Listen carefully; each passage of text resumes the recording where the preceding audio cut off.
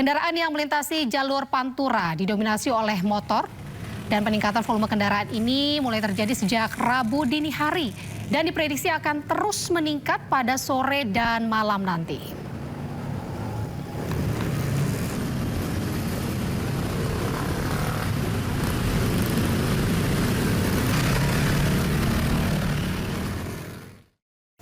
Pemirsa, kepolisian bersama Jasa Marga resmi memberlakukan rekayasa lalu lintas one way di gerbang tol Cikampek Utama. Usai diberlakukannya sistem satu arah atau one way, kondisi arus kendaraan ramai lancar. Kebijakan ini dinilai efektif mengurai potensi penumpukan kendaraan yang mengarah ke Trans Jawa. Sistem satu arah berlaku pada Selasa sore kemarin, mulai dari kilometer 70 hingga kilometer 236 Trans Jawa. Berdasarkan data Jasa Marga, lebih dari 290.000 kendaraan melintas tol Cikatama menuju Trans Jawa sejak 11 Maret lalu.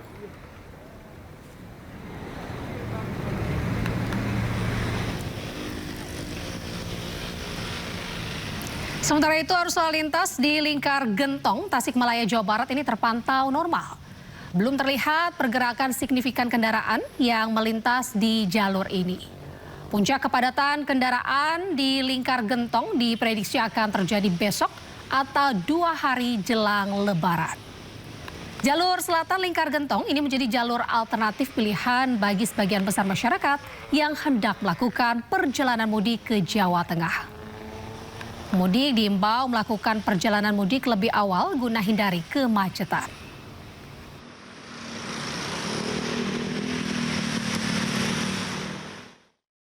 Hari ini peningkatan jumlah kendaraan terjadi di sejumlah titik, dan untuk mengetahui suasana terkini di lokasi sudah ada rekan kami.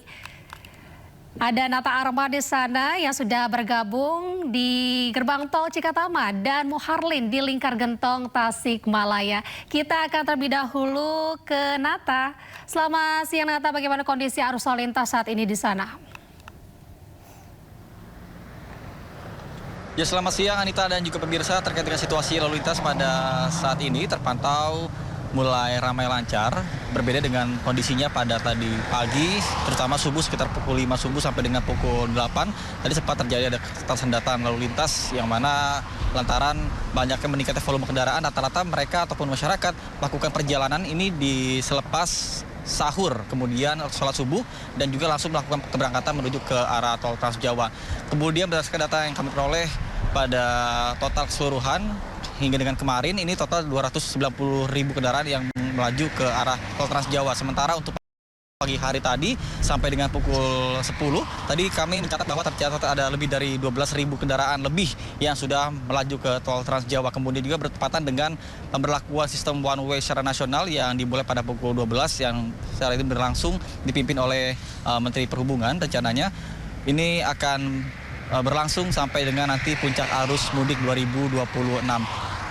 Kemudian selain itu juga dapat kami sampaikan bahwa ada pun beberapa hal yang menjadi fokus utama yang akan menjadi potensi lokasi kemacetan. Yang pertama adalah rest area, kemudian yang kedua adalah pintu tol atau gardu tol, kemudian yang ketiga adalah laka lantas.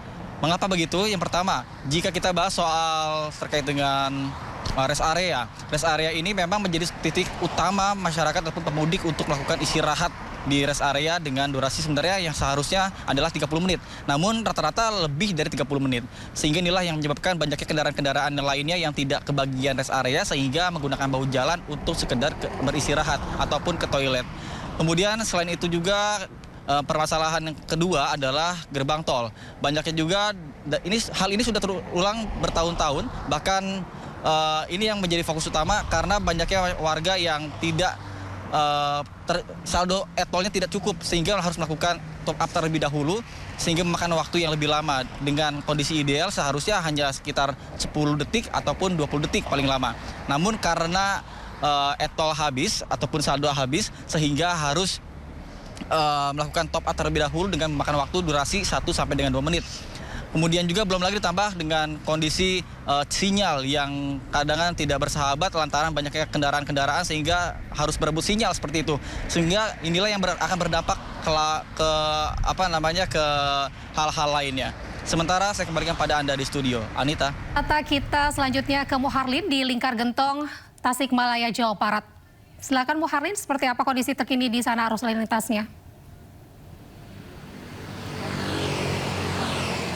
Pantauan kami dari jalur selatan Lingkar Gentong, Tasikmalaya, Jawa Barat, Anita dan juga pemirsa, kondisinya masih terpantau normal. Namun sejak pagi hingga menuju siang atau ke sore hari, lonjakan dari mobilitas kendaraan pemudik sudah mulai banyak melintas di wilayah ini yang berasal dari sejumlah daerah di Jawa Barat seperti Bandung, Tasikmalaya, Garut, Ciamis hingga menuju ke daerah Jawa Tengah. Dan terkait dengan prediksi dari lonjakan kendaraan serta prediksi peningkatan kendaraan di jalur selatan Lingkar Gentong ini akan diprediksi terjadi pada satu hari sebelum Hari Raya Idul Fitri. Dan untuk mengantisipasi jika nantinya terjadi kemacetan di sepanjang jalur Lingkar Gentong ini, pihak kepolisian dari Polresta Tasikmalaya, Jawa Barat memberlakukan sejumlah rekayasa lalu lintas, diantaranya salah satunya yakni sistem pemberlakuan satu arah atau one way dari arah Jawa Barat menuju ke Jawa Tengah. Selain itu, untuk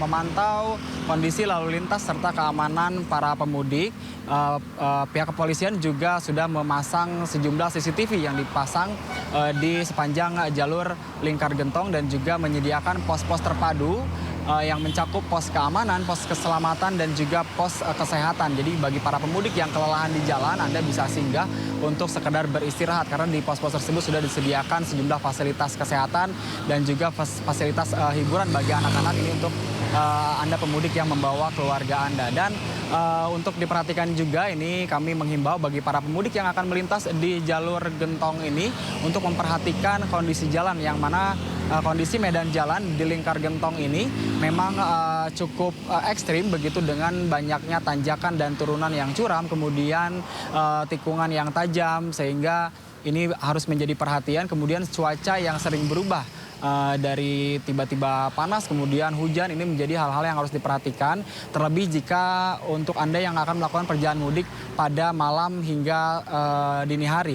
Dan hal yang tidak kalah penting lainnya yaitu untuk para pemudik agar lebih memperhatikan kondisi kendaraan Anda, mulai dari melakukan pengecekan lampu, kemudian roda-roda kendaraan, dan juga sistem pengereman kendaraan ini guna mengantisipasi atau juga menjamin keselamatan Anda. Dan juga ini bagi pengendara atau yang mengemudi begitu, untuk memastikan kondisi Anda dalam keadaan sehat dan fit agar Anda bisa menjalankan perjalanan hingga selamat tentunya sampai dengan lokasi dan bisa berkumpul bersama dengan keluarga untuk merayakan Hari Raya Idul Fitri dengan penuh sukacita. Anita. Baik, terima kasih Muharlin, terima kasih rekan-rekan Nata Arman dan juga Muharlin dari Lingkar Gentong, Tasikmalaya, Jawa Barat. Kita akan kembali usai jeda, pemirsa, tetaplah di Breaking News.